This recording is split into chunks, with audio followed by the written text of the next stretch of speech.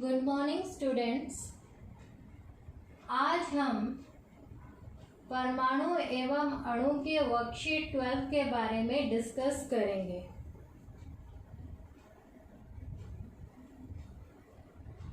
सबसे पहले हमने पिछले वर्कशीट में पढ़ा था कि तत्व कैसे मिलकर यौगिकों का निर्माण करते हैं। तो वो रासायनिक संयोजन के दो नियमों का पालन करते हैं, एक द्रव्यमान संरक्षण नियम और दूसरा था स्थिर अनुपात नियम। आज हम टॉपिक में पूरा आ जाएंगे कि परमाणु क्या होते हैं और अणु क्या होते हैं। सबसे पहले जो भी हम परमाणु और अणु के बारे में जानते हैं उसके ऊपर बहुत सालों से काम चल रहा है, ईसा पूर्व से काम चल रहा है। हमारे कुछ भारतीय फिलोसोफर्स दार्शनिक हुए हैं जिन्होंने परमाणु के ऊपर काम किया है, अपने विचार व्यक्त किए हैं, जैसे महर्षि कन्नड़, पपूदा कात्यायन। उसके बाद ग्रीक दार्शनिक भी हैं, डेमोक्रिटस, ल्यूसिपस। इन सब ने काम किया है परमाणु को ढूंढने में। तो इन्होंने कहा कि अगर हम किसी भी पदार्थ को, कोई भी चीज़, उसको तोड़ते जाए तो फाइनली हमें क्या मिलेगा? फाइनली हमें एक छोटा सा कण मिलेगा जिसको हम और नहीं तोड़ सकते। तो उसी कण को उन्होंने परमाणु कहा। परमाणु मतलब जिसे और नहीं तोड़ा जा सकता, अविभाज्य। और यही छोटे छोटे कण जो है वो मिलकर किसी भी पदार्थ का निर्माण करते हैं, चाहे वो ठोस अवस्था में हो, चाहे वो तरल अवस्था में हो, चाहे वो गैसीय अवस्था में हो।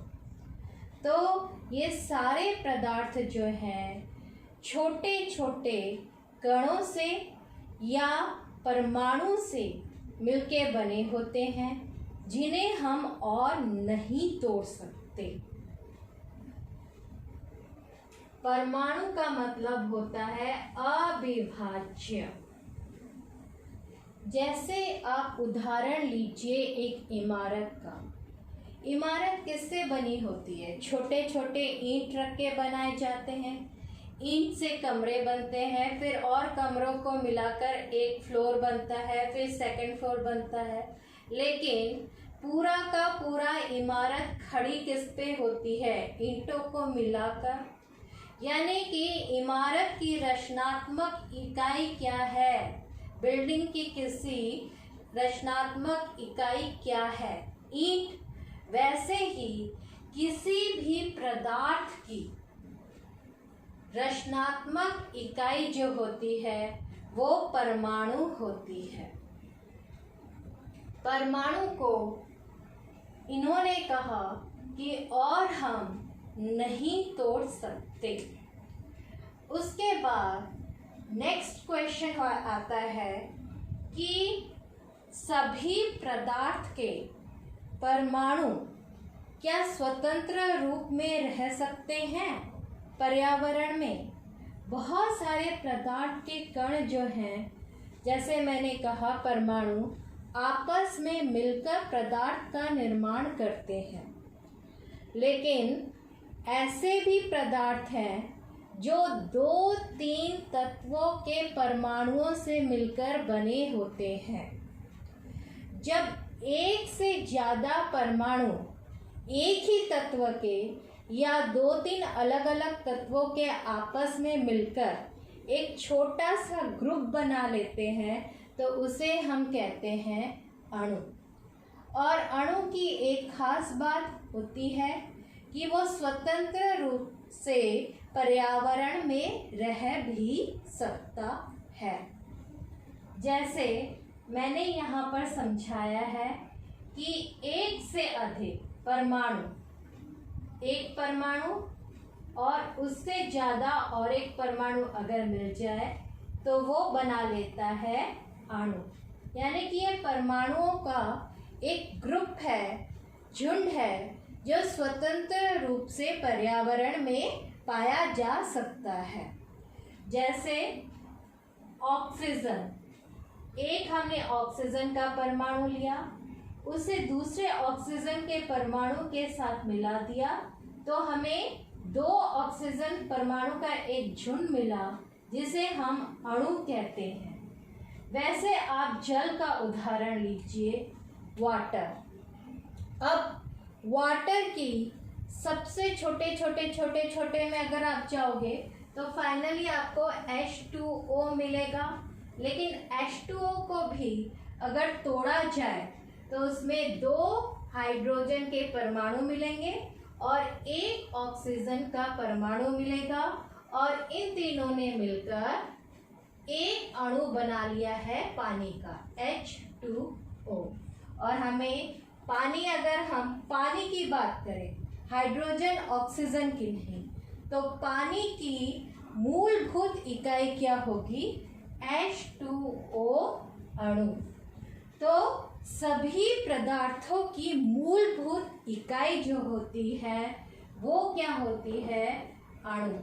जैसे पानी की मूलभूत इकाई जो होगी वो H2O अणु होगी, हाइड्रोजन परमाणु या ऑक्सीजन परमाणु नहीं होगी। अब आता है कि परमाणु कितने बड़े होते हैं। अब आपको पता है कि परमाणु जो है वो छोटा कण होता है, जो कि जिसको हम नहीं तोड़ सकते। अब वह छोटे से छोटे कण को क्या हम आंखों से देख सकते हैं? नहीं, वो हम खाली आंखों से नहीं देख सकते। आप एक किताब की पतली पन्नी लीजिए, उस पतली पन्नी के मोटाई में भी लाखों परमाणुओं की परतें आपको मिल जाएंगी। यानी कि परमाणु इतनी छोटी है जिसको आप केवल इमेजिन कर सकते हैं। वैसे आजकल तो बहुत मॉडर्न टेक्नोलॉजी आ गए हैं, जिसके वजह से हमने परमाणुओं के हमें मैग्नीफाइड पिक्चर भी मिल गए हैं, लेकिन ऐसे आप खाली आंखों से परमाणु को नहीं देख सकते। फिर हम कैसे, यानी कि मैथमेटिकल टर्म में ही हमें बताना पड़ेगा कि परमाणु कितने बड़े होते हैं। तो परमाणुओं की त्रिज्या को नैनोमीटर में मापा जाता है। आपने पढ़ा होगा कि हम मीटर होता है, मीटर से छोटा क्या होता है? सेंटीमीटर, फिर मिलीमीटर, और मिलीमीटर से भी छोटे बहुत सारे होते हैं, लेकिन फाइनली आ जाता है नैनोमीटर। और नैनोमीटर में इज इक्वल टू 10⁻⁻⁹ मीटर। यानी कि 1 मीटर को अगर आप 10 करोड़ में डिवाइड करोगे, भाग करोगे, तो आपको 1 नैनोमीटर मिलेगा। इसको आप ऐसे भी समझा सकते हो कि 1 मीटर में कितने नैनोमीटर होते हैं? 10⁹ नैनोमीटर। 10⁹ कितने होते हैं? इतने सारे नैनोमीटर होते हैं। अब त्रिज्या मतलब रेडियस, आपको पता ही होगा। तो हम एक परमाणु के त्रिज्या के हिसाब से उसे मापते हैं कि हाइड्रोजन का परमाणु की त्रिज्या कितनी नैनोमीटर होगी, कार्बन के परमाणु की त्रिज्या का कितना नैनोमीटर का होगा। इस हिसाब से हम मापते हैं कि किस पदार्थ के परमाणु कितने छोटे या बड़े होते हैं। यहाँ पर 2 उदाहरण मैंने दे रखा है। किताब में आपका चींटी, तरबूज और रेत का कण का भी दे रखा है, लेकिन हमारे लिए फायदेमंद केवल हाइड्रोजन और जल का अणु का है। तो हाइड्रोजन परमाणु की त्रिज्या कितनी है? 10⁻⁻10 मीटर। यहाँ पर इन्होंने मीटर में दे रखा है। जल का अणु यानी कि जल के अणु में आपके 2 हाइड्रोजन है और 1 ऑक्सीजन है, और इन्होंने जो अणु बनाया है इसका त्रिज्या कितना है? 10⁻⁻9 मीटर। तो इस वर्कशीट में बस आपको परमाणु, अणु और परमाणु कितने बड़े होते हैं उन्हीं के विषय में बताया गया है। अब प्रश्न उत्तर पर आते हैं। पहला प्रश्न है परमाणु और अणु में क्या होते हैं, उदाहरण के सहित बताइए। जैसे मैंने बताया था, इस सब पदार्थों की रचनात्मक इकाई जो होती है वो परमाणु होती है, जबकि पदार्थों की मूलभूत इकाई जो है वो अणु है। यानी कि कई परमाणु जो हैं वो आपस में मिलकर अणु का निर्माण करते हैं, जो कि पर्यावरण में स्वतंत्र रूप से रह सकते हैं। जैसे यहाँ पर ऑक्सीजन का एक अणु बनाने के लिए क्या किया गया? 2 परमाणु ऑक्सीजन के आपस में मिलते हैं। प्रश्न 2 है रिक्त स्थान भरिए। आप परमाणु को कैसे नापते हैं? नैनोमीटर में। तो 1 नैनोमीटर होता है 10⁻⁻9 मीटर। तो उसके बाद है कि 10⁻⁹ मीटर कितना होगा? 1 नैनोमीटर। 4th क्वेश्चन है कि आपको हाइड्रोजन परमाणु का नैनोमीटर में भी पूछा गया है और मीटर में भी पूछा गया है, और आपके टेबल में आपको 10⁻⁻10 मीटर हाइड्रोजन परमाणु का दिया गया है। अगर हमें ये पता है तो हम उसे नैनोमीटर में आसानी से निकाल लेंगे, क्योंकि फॉर्मूला क्या है?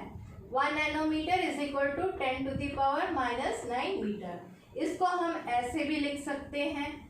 अब 1 मीटर में अगर इतना नैनोमीटर है तो इतने मीटर में कितना नैनोमीटर होगा? इससे मैंने 10⁻⁻10 गुणा कर दिया, मल्टीप्लाई कर दिया। मल्टीप्लाई करने के बाद उत्तर आ गया 10⁻⁻1 नैनोमीटर।